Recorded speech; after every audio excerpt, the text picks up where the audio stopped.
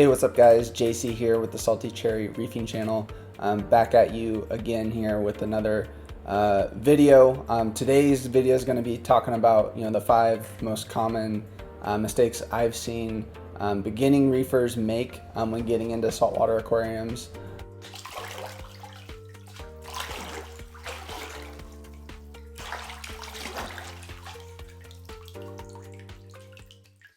I'm just going to share some of the things I've experienced myself and committed to, and then things that I've obviously seen other reefers make over the years being in this hobby. And it's one of those hobbies that requires patience, and there's a lot of things that are going to kind of fall under that same principle when it comes to setting up your saltwater aquarium and managing and maintaining an awesome system. So I'm going to be getting right into that here with you guys today. All right, so first off, and I'm not going in any particular order for most of these are all really important things, although I am saving what I think is the most important thing when getting into saltwater aquariums and maintaining a healthy reef tank towards the end here for the 5th one. But I'm going to start with not rushing the cycle. I think this is one that new hobbyists just being excited to get fish in the tank or corals tend to get really easy to get wrong. It's just making sure that you're having a proper cycle through your for your tank. You're giving it 3, 4, 5, 6, 7, 8 weeks to really make sure that the cycle has happened in your tank, and then doing a water change after the cycle has been done. I would definitely recommend at minimum a 20% water change, but if you can, especially if you have a smaller system, doing a 50% water change just to help get those excess nitrates out, and really testing your water when you're doing that to make sure your fish and your corals are going to be set up for success.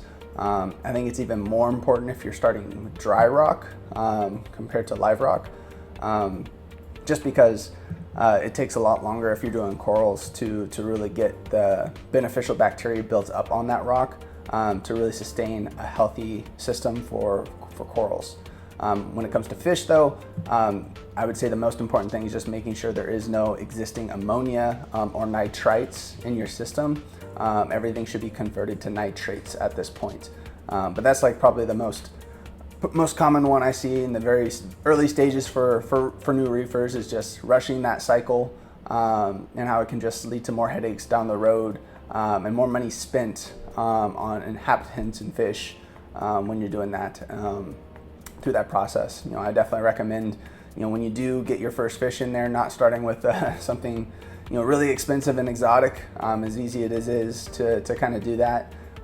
Starting with something that's going to be a little bit more hardy, whether that be, chromis, damselfish, clownfish, something of that sort that you want in the system.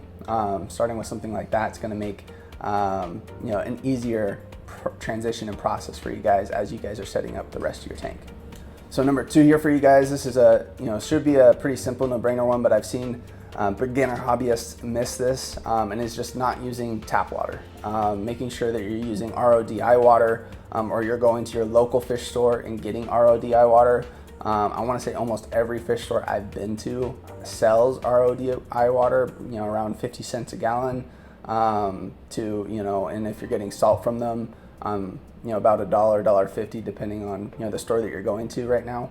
But definitely making sure you're not using tap water to run your system. There's just so many things that, depending on where you live, that could be leached into your tank and just cause all sorts of problems. That's where I see a lot of people getting green hair algae and ugly tank syndrome right out the gate. Is as soon as you turn those lights on and give that unwanted stuff in that system, the nutrients they need to thrive and grow, you see it right away. And on top of that, there's harmful things in the tap water that can hurt your fish as well, and cause unknown deaths and different things like that as well. So just make sure you're not using tap water. You're taking the necessary steps to have some kind of RODI water.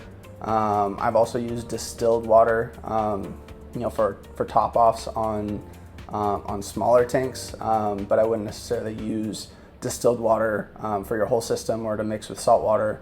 RODI water is definitely probably the biggest recommendation I can have there for new hobbyists. So however you need to get it, I definitely recommend that. It's just going to save you more headaches and more money down the road as you're getting into your aquarium. So third tip I have here for you guys, and third thing I see, beginning hobbyists kind of miss the boat on a little bit, is they do a good job in the beginning stages of maybe doing their tank husbandry maintenance, but they can tend to neglect it or maybe just not know how often they should be doing water changes or cleaning their equipment. And I would encourage you to figure out what that schedule is going to look like for you. Obviously, as your tank matures and it has more of that beneficial bacteria that's built up and it has had some time to really thrive, that's when you can adjust how you're doing your maintenance and everything. But I would definitely encourage you for that first year to really have a steady maintenance routine and rhythm. Every week, 2 weeks, doing water changes, making sure you're managing and cleaning your equipment, I think is a big thing too. Because if you get calcium buildup or algae buildup on pumps, different things like that, it's just going to lead to more problems down the road. Whether that's equipment failure or even just equipment not working the way it really should be in the system that when you originally put it in, it was working the way it was supposed to, but it's degraded as time has gone on. So making sure you have some kind of schedule planned for yourself to maintain and setting up time to do that, because I feel like that's where a lot of people's issues and troubles can kind of stem from, is just neglect on the tank. The tank that I had was full of algae and bropsis and whatnot before I broke it all down and moved into my own home. And a lot of that was there was just not continued maintenance that was done to it to really take care of it. And I feel like it can take care of most of your problems if you are managing that and taking care of that from day one. Fourth tip I see beginners make when they're setting up their reef tank and whatnot is not researching and spending enough time understanding which inhabitants are compatible with one another, whether that be fish and inverts, whether that be if they want to have an anemone, making sure that they have covers for their pumps or things to protect it, as well as knowing that there's a good chance that anemone can move around that tank and sting other corals if you plan on having other corals. Which a lot of people do keep mixed reefs with anemones, and it's not an unheard of thing.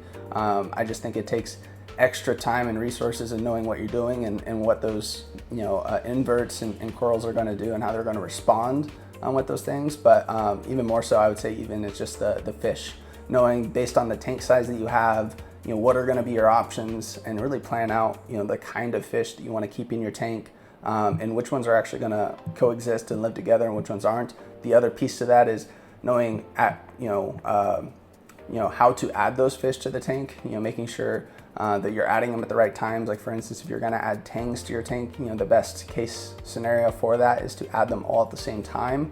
Because if you add one and they assert dominance and it's their territory, and then you add a couple more later or one later, there could be a lot of aggression taken out on that next tang that's coming into the tank, because the other tang already has territory, and everything established and whatnot. So just things to consider and think about as you're stocking your tank. It's just as important to plan the inhabitants you want to coincide and live in your tank. And there's ways to do it. If you already have a tang in your tank and you want to add another one, I've seen people take the tang out for a little bit, or put them in the new tang in like a holding block that's still in the tank, but it's got clear walls all around it, so that they can kind of get acquainted and then bringing it into the tank.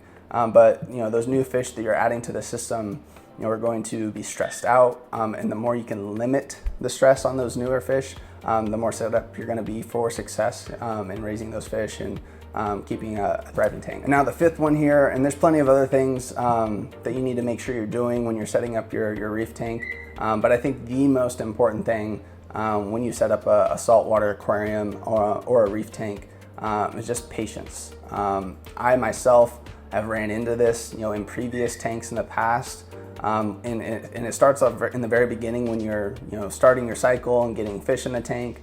But even as you progress through your system and it starts to thrive and really come together, you really want to make sure that you're not making too many big changes all at once. If you're going to adjust the brightness of your lights and you got coral in there, doing that small incremental changes is super important. Same thing if you're trying to raise different levels within your tank, whether that be your DKH, your calcium, magnesium, any of those other things, doing it at a slow rate. If you're going to, change out, how you're dosing your system, same idea. My where I ran into issues is I was trying to raise pH on an existing tank that had coral and SPS and whatnot in it. And because I was making too many adjustments too often, it led to hurting some of those corals that maybe hadn't been established as much as they could have been. And I would have saved myself a bunch of time if I would have just let my tank kind of settle into the numbers they were going to do and then gradually make changes rather than trying to chase a number. And I find your tank's going to settle in at its own numbers that it finds. Obviously you want to stay within ranges, but don't get too worried or too pushed up into, I have to have this number or chase this specific number to be successful, because there's lots of ways to run a tank and you're going to find your own algorithm and way that works for you. But definitely, don't just, take in 5 different sources and try to make changes to match all the 5 different people you're learning from. Find one person to follow that, gives you the advice that makes sense and sound and is backed up. And just make slow changes and tweaks to steadily get to where you want to be, within those ranges, to set yourself up for success. Because again, nothing happens overnight in a reef tank. Bad stuff can happen overnight in a reef tank, but the good stuff takes time. And so if you're trying to change things every other day, every week, you're going to realize real quickly that you're sometimes doing more harm than good. And it goes the same thing with tinkering with your tank. Sometimes it's better just to let things ride out and make small adjustments as you go. So again, you can be successful in the long run. So hopefully those tips made sense for you guys and can help you in your journey of getting into saltwater aquariums. Feel free to jump into some of my other videos. I'm doing a build series here on this tank behind me, the Red Sea Reefer 525XL. Right now I'm just kind of hitting a couple snags with some plumbing stuff. As I re-put it together, not all the plumbing was leaked. There were some leaks in some of the plumbing as I re-put it together. So I'm gonna have to make some adjustments as I'm getting everything rolling on this guy. But feel free to hop over, jump into some of those other videos. If you have any comments or any other beginner tips that you would recommend to new reefers, definitely drop them in the comments. I want this place to be a place where we can all learn and grow together. Be a place where people can come together, get information that's going to be beneficial to them, and leave their opinions and thoughts too. So if you enjoyed this video, definitely drop a like down below, hit subscribe. Definitely looking forward to get more content out here for you guys and just keeping you posted through the journey. So have a good rest of your day.